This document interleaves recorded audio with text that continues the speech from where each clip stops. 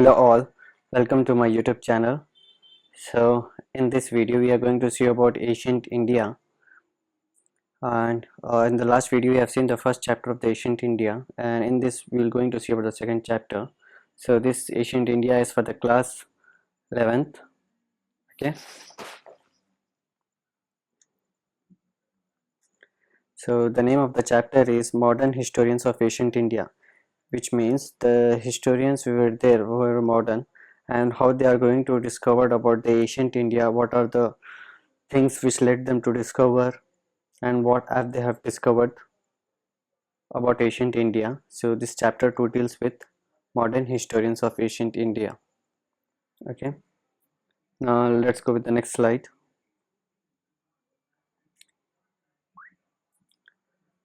The first paragraph heading is colonist views and contribution. Colonists are the Dutch people of the British Empire who actually started in the 1600 as a merchant to as a East India Company. It is a group of merchants from the United Kingdom, and they've come to India for the trade. But as the year goes on, the traders have become empire, and which was a big step for the British Empire to set up in India. So from that moment, colonialism has started, and the people who were following are the colonists. So the British colonist views mean the people who were there in the British Empire, their views and what are their contribution in discovering ancient India. Okay, so from the starting, the heading says handwritten epics, Puranas and semi-biographical works. In the early days, educated Indians retained their traditional history in the form of handwritten epics. As you can see, they have written on the leaves, wood pieces, Puranas and semi-biographical works. But in modern research in the history of ancient India started in the second half of the 18th century in the colonial administration. Okay, so as the East India Company was there, they were facing difficulty in making the law, and the company which was there in the Bengal and Bihar, they have decided to administrate the Hindu law of inheritance in 1765. So in 1766, a Manu Smriti, which is a law book of Manu, they have translated this book in English by the name A Code of Gentoo Laws. Okay, so this book has been translated with the help of Pandit to make a Hindu law. So the law for Muslims has also been made with the help of Maulvis. Now they have the Indian law for both Hindus and Muslims with the help of Pandit and Maulvis. Okay, the Pandits and Maulvis were associated with the British judges to make this law. This all continue till the end of largely until the 18th century. Okay, after that, in 1784, a person with the name Sir William Jones, who was a civil servant of the British Empire, and he served the empire from 1746 to 1794, and he has contributed in translating many books, and he has set up Asiatic Society of Bengal in Calcutta in the year 1784, and in 1789 he translated the book Abhijana Shakuntalam into English, which was a big contribution by him in the year 1789. In 1785, a person named by Wilkins has done the Bhagavad Gita, which is a very popular religious book of Hindus. Has translated the Bhagavad Gita in English in the year 1785.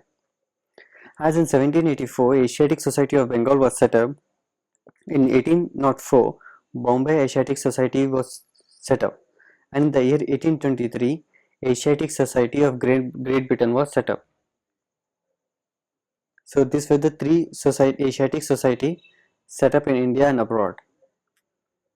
William Jones was a civil servant, has emphasized the point that originally European languages European languages are those which are speak in the European countries are similar to Sanskrit and Iranian. Now, this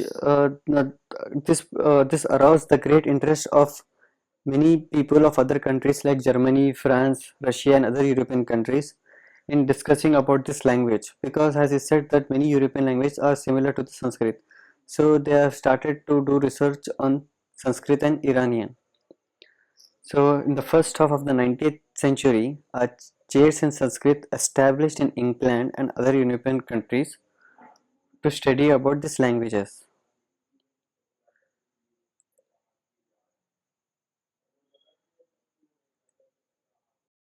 So the next paragraph states that the first line, the greatest push to Indological studies was given by a German born. So the studies were continued by was done by the F. Max Miller. He was actually a German born scholar, and he used to stay in Great Britain only, and the duration of his Max Muller is 1823 to 1902. So in the duration he has done many studies. He used to live in Great Britain, and he has done Indological studies. And what happened in the revolt of 1857, the Mangal Pandey event, it was an eye-opener for Britain, and they were in deep interested in finding deeper knowledge the manners and social system of Indian people over which they have ruled.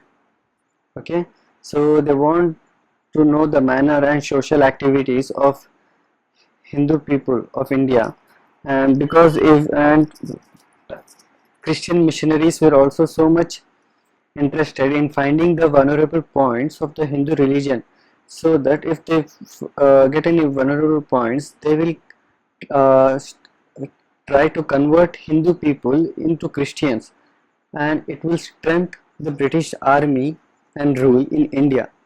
So both the British Empire and the Christian missionaries were deeply interested in finding the manner and social activities of the Hindu social system of the Hindu people of India. So to find that one, uh, what they have done to meet the need of the Asian scripture were translated by a massive scale under the editorship of Max Miller. What they have done the Asian scriptures, and they wanted to translate them into an English. So Max Miller was the man, and under the editorship of him, they have translated the Asian scriptures into 50 volumes and into some parts, and the name was given as a Sacred Book of the East series. So the books which were converted from Asian languages into English were named as a Great Book of the History under the editorship of Max Muller, and he was a German born scholar, and he used to stay in the Great Britain. Okay, so this all happened with the revolt of the 1857. The British Empire used to started into deeper knowledge of the manner. Actually, they badly needed a deeper knowledge of the manners and social system, and Christian missionaries were also deeply interested in finding the vulnerable points of the Hindu. So they have translated the many ancient scriptures under the editorship of Max Miller and into a 50 volumes and in some parts, and the name of the book is Great Book of the East series, and they have done some Chinese and Iran books they have also translated.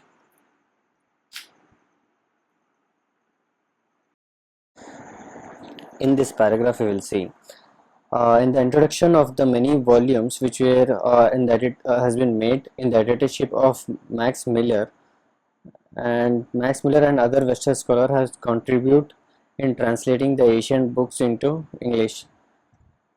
So what they have done in the uh, introduction they have made certain generalization about the nature of ancient India. Okay, so they have told about the generalization of the ancient Indian histories. Okay, who Max Miller and Western scholar. They have changed. They have done some in the made some certain generalization in the introduction of those books. Okay, so what they have done, they have said that India lacked sense and of the history in time and chronology. Okay, the ancient Indians lacked a sense of history, especially of the factor of time and chronology. And they have also said that Indians were bothered about next world. They don't consider the problem, and they were of bothered of the problems of this world. They were only bothered about the next world, and they were least bothered about the problems of this world. And the caste system, which is most vicious form of social discrimination in India. Okay, the Western scholar stressed that Indians had neither experienced the feeling of nationhood and nor any kind of self-government. They were only bothered about the next world. They were only in the spiritualism of the next world, and they were least bothered about the problems of this world, and the caste system, which is vicious to the social in the form of social discrimination. And the Western scholar also state that neither it experienced a nationhood and nor a self-government, any kind of self-government. So these were points were given by the Max Muller and Western scholar in the introduction of the books. States that generalization of Asian India has lacked the sense of the history in time and chronology, and that they were bothered only in the next world and in the spiritualism, and they were least bothered of the present problems of the present world and this world. And the caste system, which is very vicious for the social discrimination, and they don't experience any nationhood nor self-government. As you have seen just now, the generalization which is given in the introduction of many books by Max Muller and other Western scholars, uh, many of this generalization appeared in the early history of India in this book. The generalization which we are talking about prior to this slide, where Max Muller and other Western scholars has said about the India, how the Indian people are there, they are more spiritual, and they believe in the next world, and at least bothered about the present world. Okay, how the social discrimination was there, caste system was there, and so the negative things about which, of Indian people, how they lacked sense in of history in both time and chronology. So this generalization were appeared in this book, Earlier History of India, in 1904, and this book was written by Vincent Arthur Smith. Okay, Smith played a very role in the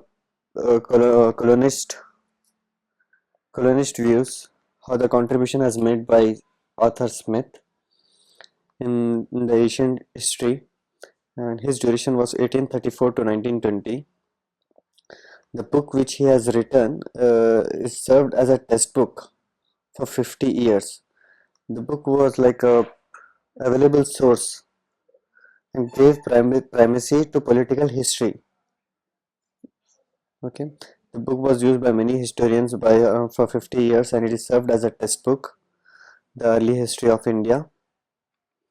And Smith was a pro-imperialist.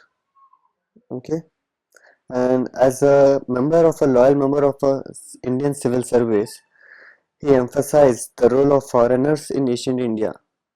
Means he taken a deep interest in finding about the foreigners in India.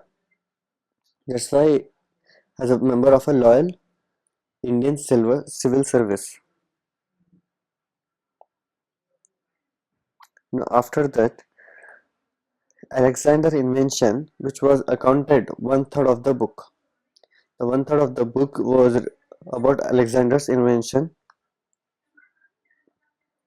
and India was presented as a land of despotism which did not experience political unity until the establishment of British rule. And what he says that autocracy is a substantial. The historians which are there in India are the only form of government in which India is concerned. So, in this paragraph, we'll have discussed about the Smith, how Arthur Smith book was there, and what was there in that book about the generalization of the ancient India, the generalization of the ancient India, which was given by Max Muller and other Western school, and it was done in the year 1904, and the NCERT author Smith duration is there, and how his book was served as a textbook for 50 years for many historians, and he was a pro-imperialist, and he was a loyal member of the Indian civil service, and he emphasized the role of foreigners in ancient India, and how what his book consists of. Most one-third consists of an Alexander invention. Okay, so in this paragraph we discuss about this one. So this is the last paragraph of the topic colonialism, colonialist views and their contribution. So who were the colonialists and how they have contributed in the ancient India. So the first line states that denigrate Indian character and achievements and justify colonial rule. What happened? That what British interpretation was done of the ancient India by Max Muller and other Western scholars. They have shown the negative of Indian character, and they have shown the achievements of and justify of colonial rule. The generalization which we have seen in the volumes, in the interpretation volumes of the books, like the scared book of the East series, in that generalization what they have given as a, they have shown the negative of Indian character, how Indian people are there, and they have shown the achievement and the justify of the colonial rule, which made them to how they have done the achievement and they have done the justify of the colonial rule of the British Empire. And some of the observations were true, are valid, but not all. And thus compared to the Chinese, the Indians did not show any strong sense of the chronology. The Indians did not have the chronological date of the ancient events, but Chinese has shown. The Indians were mostly shown the events which were dated with the reference to the death of Gautama Buddha, but before that they don't have any reference date. And this generalization made historians, the generalization which were made by the Western scholars and Max Muller were either false or exaggerated. Okay, which them as a good propaganda for continuing the British rule, propaganda material for the perpetration of the despotic British rule. Despotic British rule means they want to get the complete rule under the one man. If they find the vulnerable points in the Indian ancient history, they will make support in the British rule, and they want to bring all India under the one man rule, and which is controlled by Viceroy. Okay, so for that reason they have done the interpretation of many ancient Indian history. Okay, and the one man system which vested all powers in the hand of Viceroy. Similarly, they have also said that Indians were only bothered about the other world, the problems of the other world. They are least bothered about the problems of this world. So they said that Indians should be concerned about bothered about the other world. Then they should look up to other world only. For this world, Britishers will look after the problems of this world. So this is the excuse they used to give, and leaving no options to the Indians. And they also said Indians lack uh, any experience of the self-rule in the past, as Britishers were having experience in ruling countries. So they lack in experience of self-rule. That's why Indians won't be able to manage at present. So at the heart of all such generalization lay the need of demonstrating that the Indians were incapable of governing themselves. In the last paragraph of this section, it says that Indians were incapable of self-governing. They don't know how to handle the affairs. Just they are bothered about the other world. They, they are least bothered about this world. They are having caste discrimination.